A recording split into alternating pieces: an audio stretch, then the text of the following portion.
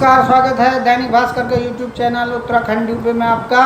मैं रुद्रपुर से अपने सहयोगी महेंद्र पोपली के साथ भास्कर पोखरियाल। खास खबर यह है कि पंतनगर सिडकुल की एचपी फैक्ट्री पिछले 6 महीने के अंतराल में यहां से पलायन कर गई है। धीरे धीरे कंपनी ने अपने सारे कारखाने के कल पुर्जे अन्यंत्र और जहाँ तक सूत्र कह रहे हैं कि चेन्नई में कंपनी शिफ्ट हो गई है, उसी के चलते अब स्थानीय स्तर पर जो यहाँ पर हजारों लोग श्रमिक हैं और कंपनी से जुड़े रहे हैं, अब उनके आगे आर्थिक संकट गहरा गया है।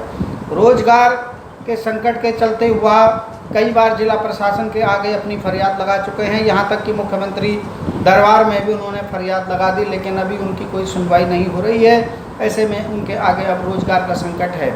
इसी में देखते हुए कंपनी के श्रमिकों ने आज उप श्रमायुक्त कार्यालय के बाहर अर्धनग्न होकर के प्रदर्शन किया और अपनी आवाज़ बुलंद की।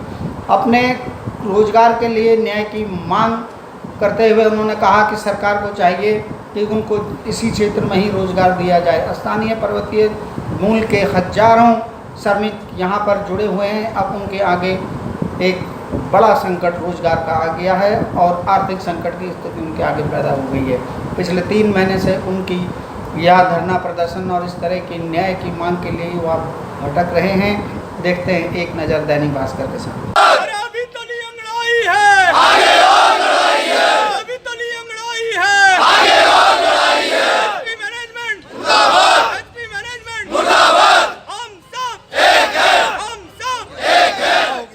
देखिए, इस समय हम एएलसी ऑफिस में हैं और पंतनगर सिडकुल, जिसको एनडी तिवारी ने अपना एक ड्रीम प्रोजेक्ट के रूप में लिया था, और इसमें यहाँ पर तमाम उस वक़्त एनडी तिवारी ने 2005 और 6 में जो है 526 फैक्ट्रियों का यहाँ पर स्थापित करी थी। उसमें टाटा अपने शर्तों पे आई थी, अशोका लीलैंड, एचपी जैसी कंपनियों ने अपनी शर्तों पर यहाँ पे ज़मीनें ली।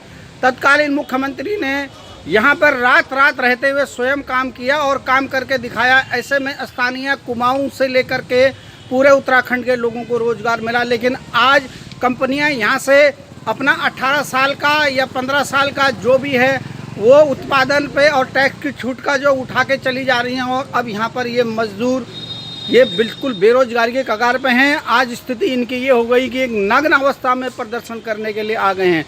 आखिर सरकारें आ रही हैं और जा रही हैं, कभी भाजपा आती है, कभी कांग्रेस आती है, 2 ही दल इस प्रदेश में काम करते हैं। आज देखते हैं कि क्या है इन मजदूरों का क्या कहना और इनकी क्या पीड़ा है कि एचपी जैसी कंपनी जो अपना उत्पादन दूसरे प्रांतों में करने जा रही है और पलायन करके चली जा रही है। इसी पे एक नज़र बात करते हैं हम इन्हीं श्रमिकों को बीच में, इन्हीं की जुबानी। बताइए क्या दिक्कत है आपके साथ?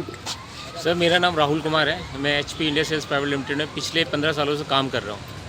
सर, जब हमें इन्होंने यहाँ परमानेंट किया तो हमसे बोला कि हम आपकी लाइफ सिक्योर कर रहे हैं, मतलब आपके रिटायरमेंट तक का हम यहाँ पे आपके रिटायरमेंट तक आप यहाँ काम करेंगे, आपका जो फ्यूचर है बहुत ज़्यादा ब्राइट है। सर, हम पिछले 15 सालों से यहाँ काम कर रहे हैं। उसके बाद अचानक से ये लोग क्या करते हैं, वो हमें एक नोटिस देते हैं कि हम आप लोग को टर्मिनेट करते हैं। और उसके पीछे रीज़न क्या देते हैं ये लोग कि हम अपने कार्य प्रणाली चेंज कर रहे हैं। कार्य प्रणाली चेंज कर रहे हैं। सर, कार्य प्रणाली चेंज करने में आप हमें टर्मिनेट कर देंगे? ये कंपनी पिछले 10 सालों से सर ना तक अभी तक घाटे में हमने देखी है, बल्कि इन्होंने इस कोविड काल में जो कि सभी कंपनियां घाटे में जा रही थी, इन्होंने हम सबको 4% का बोनस दिया है वर्ल्ड वाइड। क्या आप ये दावा करते हैं कि कोविड के दौर पे एक कंपनी आपको लाने और ले जाने की पूरी जिम्मेवारी लेकर के उत्पादन कर रही थी? सर, उत्पादन के नाम पे इन्होंने रजिस्ट्रेशन लिया 492 लोगों का एएलसी ऑफिस से, जिला उद्योग से इन्होंने 492 लोगों की परमिशन ली, लेकिन उस कोविड का हवाला देके हमें घर पे बैठाया और बोला हम आपकी सेफ्टी के लिए कंसर्न है। फिर उन्होंने धीरे धीरे करके हमारी स्ट्रेंथ को 185 तक पहुंचाया। फिर उत्तराखंड एक्ट, उत्तर प्रदेश और उत्तराखंड एक्ट के थ्रू इन्होंने कहा जो 300 से कम कर्मचारी होते हैं तो हम कंपनी का शट डाउन कर सकते हैं। तो वो एक्ट हम पे लगा के इन्होंने हमें ये नोटिस दे दिया है। सर पंतोला जी, आप बता रहे हैं कि आप यहाँ पे प्रचार मंत्री हैं और इस यूनियन के संघर्ष में आपने भी अपना कदम रखा है। इसमें बताइए कि कंपनी के क्या क्या मानक थे और कंपनी ने किन उद्देश्यों के तहत अब इस वक्त इन श्रमिकों के आगे जो है आर्थिक संकट आ गया है?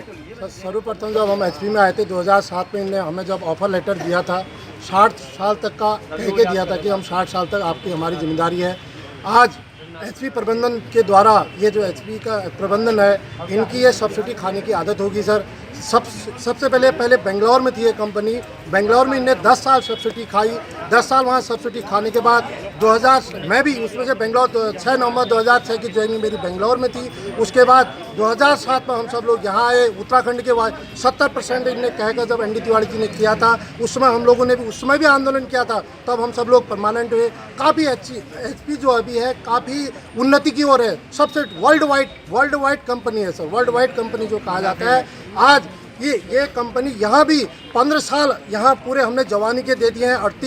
35 से 40 साल के लोग सब हो गए हैं। आज इस कंपनी ने हमसे कह दिया कि आप बाहर जाओ, 1 साल का पकड़ो और बाहर जाओ। हम सर कहाँ जाएं? नहीं, इस स्थिति में कोई रोज़गार देता है। एक तरफ हमारे सत्ता में बैठे मुख्यमंत्री जी कहते हैं कि हम रोज़गार देंगे। रोज़गार कहाँ दे रहे हैं? इन्हें दिया हुआ रोज़गार छीन लिया। अब हम जाए तो किसके पास जाए सर? बहुत बड़ी पीड़ा है। हम माननीय मुख्यमंत्री जी से भी मिल के आ गए हैं।